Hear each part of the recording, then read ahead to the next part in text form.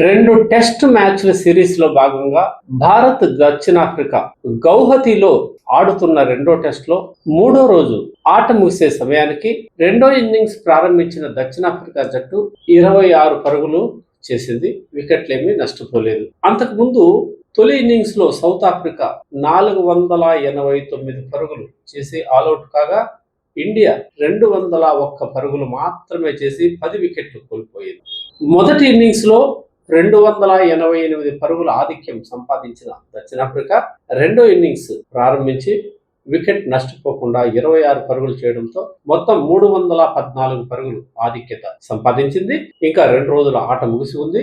ఈ రోజు మొత్తం అంటే 4వ రోజు మొత్తం ఆట కొనసాగితే దక్షిణాఫ్రికా క్రీజ్ లో నిలబడితే 500 పైచిలకు ఆధిక్యత సంపాదించిన ఆశ్చర్యం లేదు. సో భారత జట్టు ఈ టెస్ట్ లో దాదాపుగా ఓటమి అంచున నిలబడి ఉందని చెప్పాలి. మెడనొప్పి కారణంగా వైదొలిగిన శుభమన్ గిల్ స్థానంలో కెప్టెన్ గా బాధ్యతలు చేపట్టిన రిషబ్ పంత్ ఈ మ్యాచ్ లో ఏమాత్రం రాణించలేదు. యశస్వి జైస్వాల్, వాషింగ్టన్ సుందర్ మినహా మరెవరు చెప్పుకోదగిన రీతిలో బ్యాటింగ్ లో రాణించకపోవడంతో భారత జట్టు మొదటి ఇన్నింగ్స్ లో బాగా వెనుకబడిపోయింది. ఈ నేపథ్యంలోనే పట్టు బిగించిన దక్షిణాఫ్రికా విజయాన్ని లాంఛనంగా చేయనుంది. ఈ క్రమంలోనే మొదటి టెస్ట్ ఇప్పటికే ఓడిపోయి సిరీస్ లో వెనుకబడి ఉన్న భారత జట్టు రెండో టెస్ట్ మ్యాచ్ ను కూడా దక్షిణాఫ్రికాకు సమర్పించుకోవడానికి సిద్ధమైంది.